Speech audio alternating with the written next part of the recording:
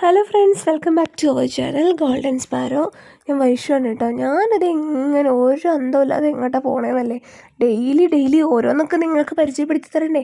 അപ്പോൾ അത് ഞാനത് ഇങ്ങനെ പോയിക്കൊണ്ടിരിക്കുന്നത് സുൽത്താൻ ബത്തേരി ടൗണിൽ കൂടെ ഇങ്ങനെ തെണ്ടി തിരിഞ്ഞ് പോവുകയാണ്. കുറേ നേരത്തെ എണീച്ച് കുളിച്ച് രാവിലെയൊക്കെ പോകണമെന്ന് വിചാരിച്ച്, പക്ഷേ ഉറക്കപ്പിച്ച് കാരണം എണീക്കാൻ പോലും പറ്റിയില്ല. പിന്നെയും വന്ന് നമ്മൾ പറയില്ലേ, മൂത്രമൊഴിച്ച് വന്ന് പിന്നെയും കിടന്നുറങ്ങി എന്ന് പറഞ്ഞ പോലെ കുറച്ച് നേരം എഴുന്നേൽക്കും, പിന്നെ വന്നിട്ട് കിടന്നുറങ്ങും. അങ്ങനെയായി. ഒരു വിധത്തിൽ എഴുന്നേറ്റ് കുളിച്ച് എങ്ങോട്ടാണ് പോകുന്നതെന്നല്ലേ, നമ്മൾ ക്ഷേത്രത്തിലേക്കാണ് പോകുന്നത്. ഇന്നിപ്പോൾ ക്ഷേത്രത്തിൽ പോകണമെന്ന് എന്തോ ഒരാഗ്രഹം. കാരണം എനിക്കിഷ്ടപ്പെട്ട മൂർത്തിയാണ്, വിഷ്ണു ഭഗവാനാണ്. എനിക്കിഷ്ടമാണ് അവിടെ പോയി കുറേ നേരം ഇരിക്കാൻ. അപ്പോൾ ലക്ഷ്മി നരസിംഹസ്വാമി ക്ഷേത്രം ബത്തേരി ടൗണിലുള്ള ക്ഷേത്രത്തിലേക്കാണ് നമ്മളിപ്പോൾ പോയിക്കൊണ്ടിരിക്കുന്നത്. ഇതാണ് ക്ഷേത്രം. ആരുമില്ല. പ്രത്യേകിച്ച് വയനാട് എന്നൊക്കെ പറയുമ്പോൾ നമ്മുടെ താഴ്നാട് പോലെ ഒരുപാട് തിരക്കൊന്നും എല്ലാ ദിവസമല്ല. വിശിഷ്ടമായിട്ടുള്ള ദിവസങ്ങളും വിശേഷ ദിവസങ്ങളിലും മാത്രമേ നല്ല തിരക്കുകൾ ഉണ്ടാവുള്ളൂ. ബാക്കി ദിവസമൊക്കെ നമുക്ക് മനസ്സ് നിറഞ്ഞ് ഭഗവാനെ കണ്ട് നമുക്ക് പ്രാർത്ഥിക്കാൻ പറ്റും. അല്ലാതെ താഴ്നാട്ടിലൊക്കെ ഉള്ള പോലെ പൊയ്ക്കോ മതി എന്ന് പറഞ്ഞ് ഉന്തിയും തള്ളിയും ഭഗവാനെ കാണാൻ പോലും പറ്റാത്ത രീതിയിലേക്ക് ഒരുപാട് ദൂരത്ത് നിന്ന് വന്നിട്ട് അതുപോലും പറ്റാതെ നമ്മളെ ഇങ്ങനെ ഇറിറ്റേറ്റ് ചെയ്യുന്ന രീതിയിലേക്കുള്ള തിരക്കുകളൊന്നുമില്ല. ശാന്തം, സുന്ദരം, സ്വസ്ഥം. നമുക്ക് അങ്ങനെ ഇരുന്നിട്ട് ഭഗവാനെ കണ്ട് തൊഴുതിട്ട് വരാൻ പറ്റും. അപ്പോൾ ഇതാണ് ക്ഷേത്രം. നല്ല ഒരു പവർഫുള്ളായിട്ടുള്ള ക്ഷേത്രമാണ്. ഇവിടെ ഞാൻ ഇതിനു മുന്നേ ഒരു മന്ത്രാർച്ചനയും പുഷ്പാർച്ചനയ്ക്കൊക്കെ വന്നിട്ടുണ്ട്.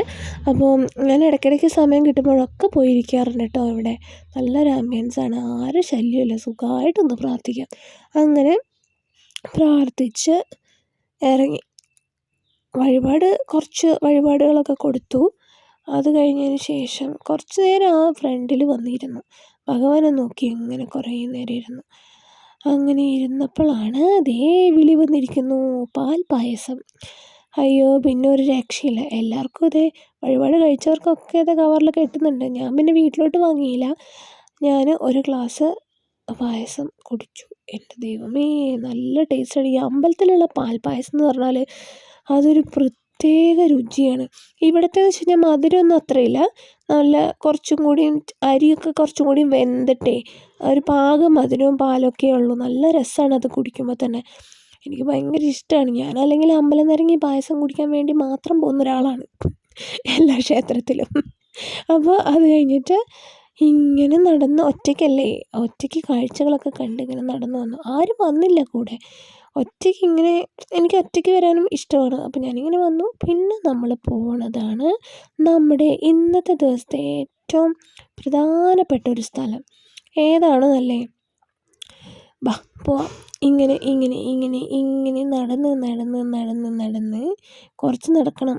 അതായത് ലക്ഷ്മി നരസിംഹസ്വാമി ക്ഷേത്രത്തിൻ്റെ അവിടെ നിന്ന് ആ ഫ്രണ്ടിലോട്ട് നമ്മൾ മെയിൻ റോഡിലോട്ട് വരുമ്പോൾ ഇടത് ഭാഗത്തേക്ക് തിരിയുക.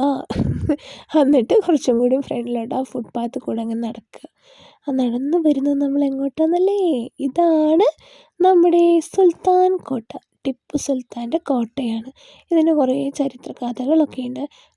എനിക്കറിയുന്ന കുഞ്ഞിലെ അമ്മയൊക്കെ പറഞ്ഞു തന്ന കഥ എന്ന് പറഞ്ഞു കഴിഞ്ഞാൽ, ടിപ്പു സുൽത്താൻ്റെ കോട്ടയിൽ ഒരു തുരങ്കമുണ്ട്. അപ്പോൾ അതിലൂടെയാണ് ആരും പിടിക്കാതെ മൈസൂരിലേക്ക് ഭൂമിയുടെ ഉള്ളിൽ കൂടെ ഇങ്ങനെ തുരങ്കം ഉണ്ടാക്കിയിട്ട് മൈസൂരിലേക്ക് പോയത് എന്നൊക്കെയാണ് ഞാൻ കേട്ടിട്ടുള്ളത്. അപ്പോൾ നല്ല ഭംഗിയുള്ള കരിങ്കല്ലിൽ കൊത്തിയിട്ടുള്ള ഒരു കോട്ടയാണത്.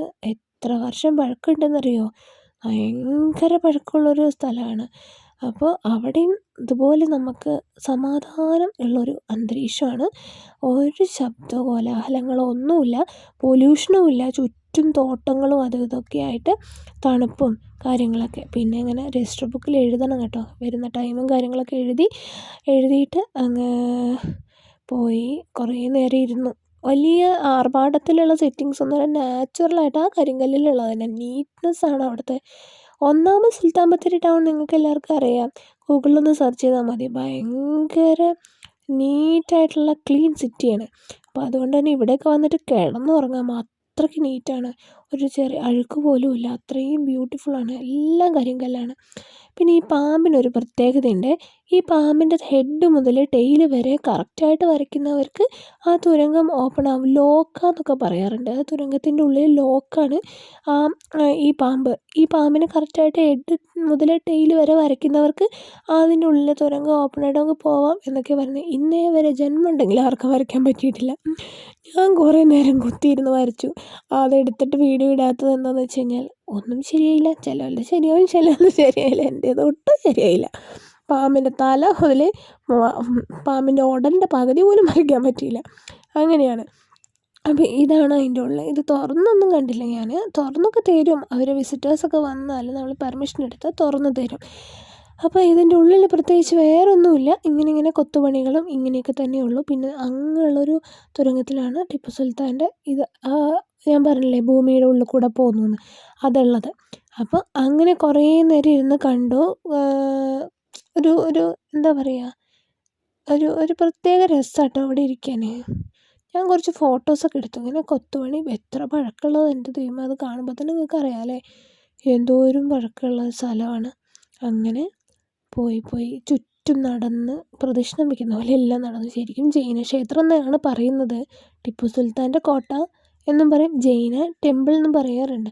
അപ്പം അങ്ങനെയൊന്ന് നടന്ന് എല്ലാവരുടെയൊക്കെ ആസ്വദിച്ച് അങ്ങനെ നടന്ന് പോകുമ്പോഴാണ് നമ്മൾ പണ്ടത്തെ ഒരു നമ്മളൊക്കെ എന്ന് വെച്ച് കഴിഞ്ഞാൽ ഇപ്പോഴൊക്കെ എന്ന് വെച്ച് കഴിഞ്ഞാൽ എല്ലാം ഓരോരോ ഇലക്ട്രിക് ഉപകരണങ്ങളും അതുപോലെയല്ലേ. പണ്ട് ഇവിടെ ഇരുന്ന് അരി ആട്ടിക്കൊണ്ടിരുന്ന ആട്ടുകല്ലാണത്. കറക്റ്റല്ലേ ഞാൻ പറഞ്ഞത്? അങ്ങനെ അരി ആട്ടുന്ന സാധനമാണത്. എന്നിട്ട് അതൊക്കെ കണ്ട് എത്ര കഷ്ടപ്പെട്ടിട്ടായിരിക്കില്ല, പക്ഷെ രസമല്ലേ ഇങ്ങനെയൊക്കെ ആക്കാൻ. അപ്പോൾ അങ്ങനെ ലൊക്കേഷൻ വരുന്നത് നമ്മുടെ ബത്തേരി ടൗണിൽ തന്നെയാണ്. ആരോട് ചോദിച്ചാലും പറയേണ്ട കാര്യമില്ല, കണ്ടാൽ തന്നെ അറിയാം. വുമൻസ് ഹോസ്റ്റലിൻ്റെ ഒക്കെ അടുത്താണ്. അപ്പോൾ വരാൻ മറക്കരുത്. ബൈ.